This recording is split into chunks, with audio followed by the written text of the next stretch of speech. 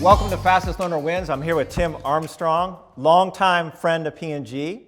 And Tim, you have this wonderful insight around the consumer and the difference between attention and intention. Yes. And that's one of the things that you're trying to affect, correct? No, the screens today are very much meant for attention-driven economy, meaning the more attention you give to that screen, the better the companies underneath are going to do.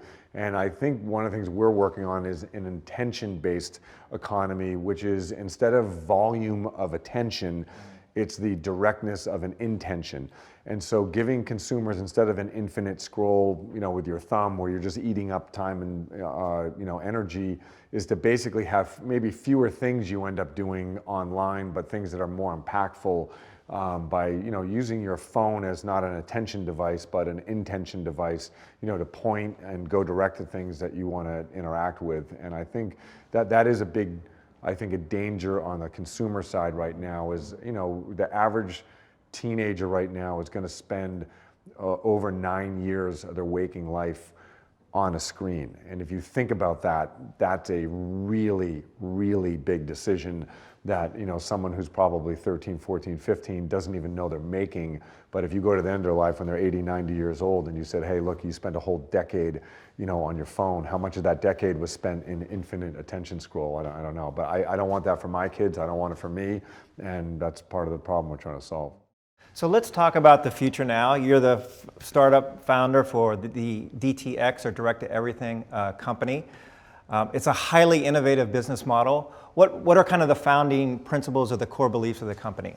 Yeah, the first core belief is our mission, which is direct to everything, is we believe that there should be an alternative to the current internet structure, which is instead of having to go through a tax structure, we go through the FANG companies to find things that you should be able to directly connect with the brands and things that you love. So our mission statement is direct to everything, and all we're doing is building technology and distribution to allow brands and people and things to connect directly with better data, better economics, and hopefully a longer term relationship around things. So we believe it's a safer environment for consumers and a safer longer term environment for brands as well. We're just at the beginning of the journey, but we've already seen a lot of successful outcomes from both our partners and really from the consumers themselves.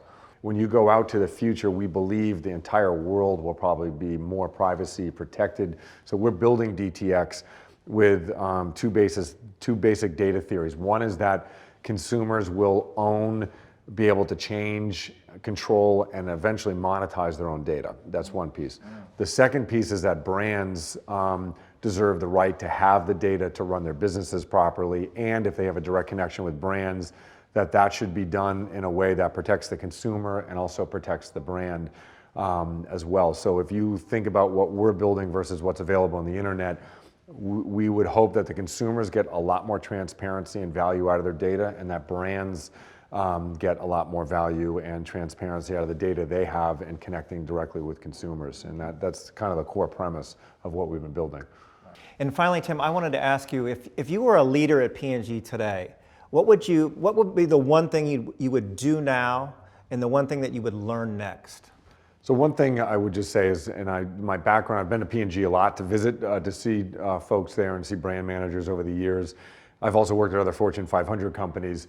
And I'd say the one thing a mistake that brand managers make is they run off of their core strength. They run down their brand mountain. When you have a brand, you are at the top of the value chain. The hardest thing in the world to do is build a brand. So that's the one strength you never want to give up. And instead of running down to a valley and creating a new brand or starting from scratch, what I think brand managers can do is look to the next mountaintop and say, what technology or what thing can I invest in that's going to get my brand not down in the valley to start over, up to the next hill. So if you look at direct-to-consumer business, if you want to have a direct-to-consumer business, I would go find all the companies that are direct-to-consumer. I would send them an RFP and make them work for you. As a brand manager, you have to think about the world as I own the world, I own the top of the mountain, everybody else wants to climb my mountain. RFP every single person and put everyone to work for you, getting to whatever the next mountain strategy you're going to choose, but don't run off your strength. Two is I would be looking at basically the different delivery systems of how I'm communicating my brand presence. Like I'll give you one example of something that was hot on my mind, and it's gotten a lot of notoriety, but I don't think people realize how powerful it is influencers. and there might be micro influencers around your brand, but who are the people in the world who consumers are listening to other than media and you as the brand owner? There's now a new middle bucket, which are people who are generally in an area that's around your brand.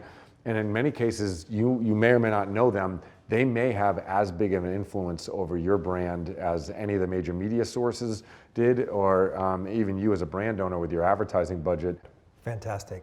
Tim, thank you very much for your thought leadership. Thank you for your friendship over the years. Always empty. That's it for Fastest Learner Wins. We'll see you again next time.